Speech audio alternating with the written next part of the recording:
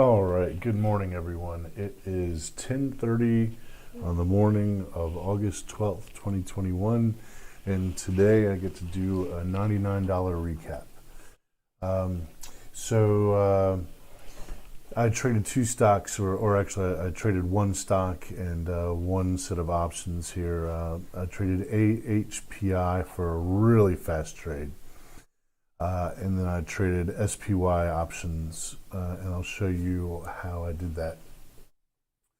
So, kind of to go over what I covered this morning. Now let's see. Actually, I've already forgotten.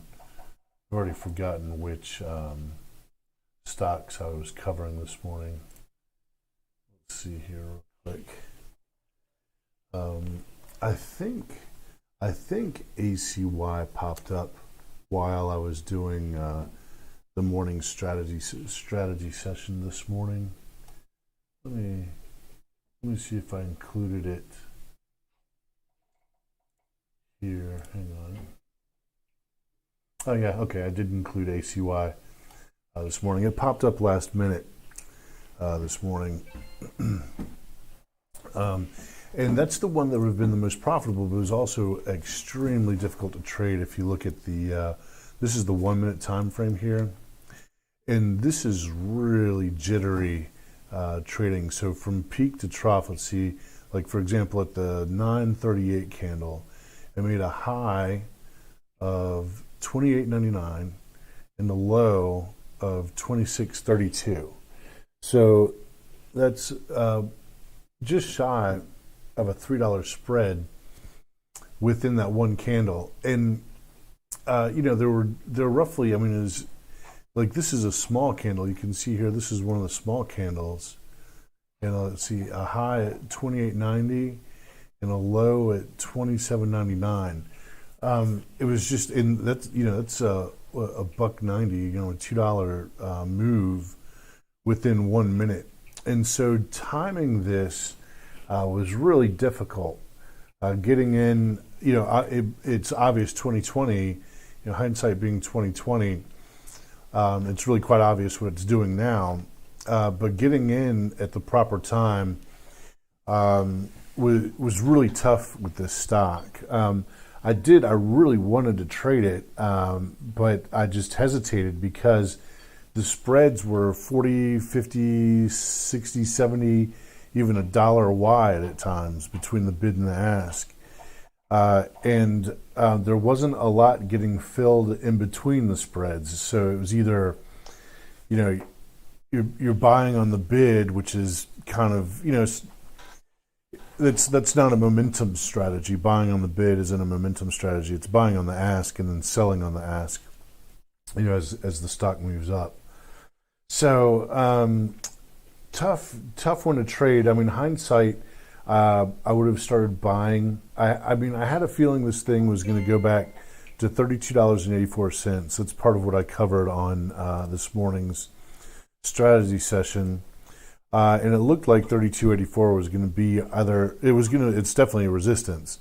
But to break through, come back and test and move higher would have been extremely bullish. That's why I had it on watch today.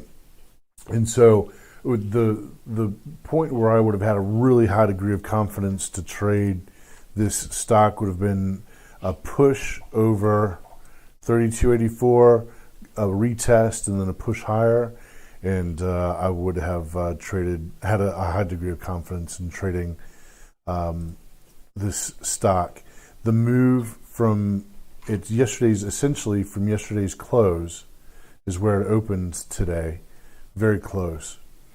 To the height of yesterday's high, I don't have a high degree of confidence in that. And you can definitely see how toppy it started to look with these topping tails right here.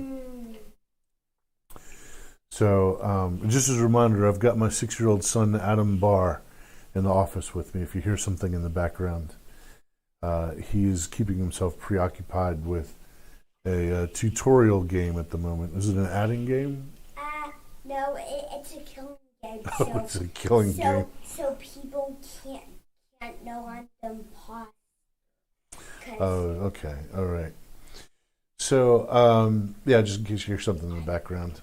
All right. So then CNFR really was going nowhere. I just didn't. Yeah, I didn't think. I thought it was going to be a quiet morning with these stocks that I had on watch. XBIO really not going anywhere. BLDR. So now BLDR, I wanted to trade BLDR, and I had good levels on it. It's just this morning, I put my levels on this morning.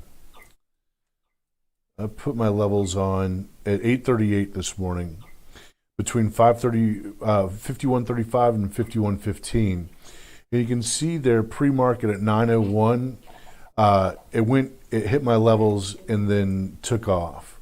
And once, and so then it opened above my levels again. And here it came down my levels and has made a move.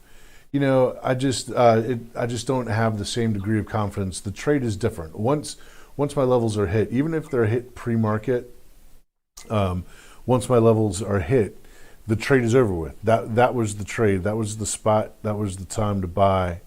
That was the time to be in the stock right there. Once it gets into regular hours, well, the trade I had planned on it had already executed. So, it hit its levels again, and it did make a move away, and it would have been a profitable trade, but it's not the same trade. It's not the same trade as if I had gotten in here pre-market. That was the trade to be in. This spot right here was the place to buy, and 52.71 in this area would have been the place to take profits right in here. So kind of bunk. ACY, I definitely could have traded it, and I could have. It was just super jittery, but I could have reduced the share size even down to like 10 shares at a time. Entry, would have been an okay thing to do. Then AHPI. Okay, so now AHPI, this is a continuation trade, much like ACY here. Actually, if you look at the daily, they are really quite similar looking in some respects there to AHPI there. You can see, it kind of, there's a topping candle, it came up. So this time it opened, and I traded 500 shares on this thing, and I took profits very quickly because I was watching the level 2. So you can see here it opened at $16.17. I put in an order to buy at $16.11, 500 shares. It ran up and started hitting resistance up here in the 1630s, made a high of 1638. And I was watching my level 2 and just red, just the level 2 just started turning red. And so I dumped it. I think I still had $16.11 on in my price window. And so I just hit sell at $16.11, and I got filled. You can see here like 2 or 3 cents. Yeah, 2 and 3 cents above where I bought it. So I was just doing the best I could to ditch it. Break even, essentially, really is what it came down to. Okay, and so then the SPY. So I started buying the SPY as it started hitting. It's oversold down here. So let me maximize that. Where is it? 932. Okay. So I started buying the SPY here. I bought it in 3 different spots. It must have been here as well, somewhere in that area. Let's see.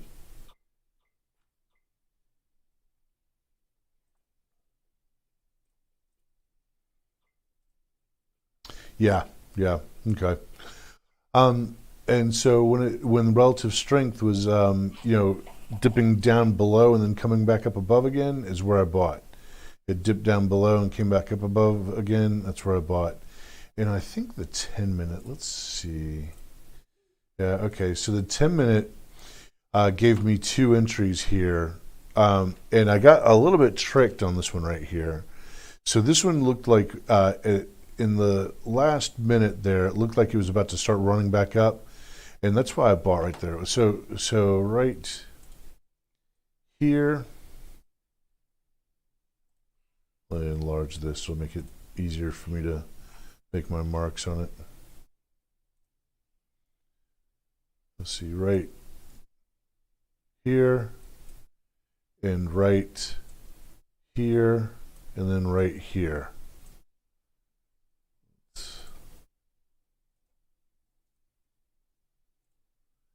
Zero, make it a little bit closer in.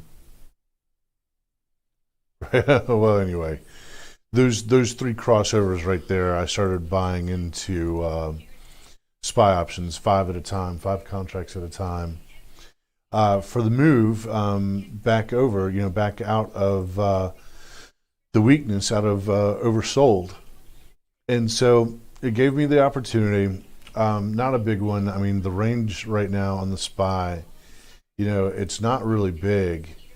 The total range is what, 443.61 down to 442.76, so not even a whole dollar move. But I did get an opportunity. I bought the lows for the move back up, and it gave it to me. The relative strength indicators, all meshed up in accordance with the VIX as well. So, here's the relative strength indicator for the VIX on the 1 minute. Oh, where did you go? There we go. So it was coming out of, let's see, this is the 9. So it was coming out of overbought, here around 939. This is the 1 minute. And then on the 10 minute,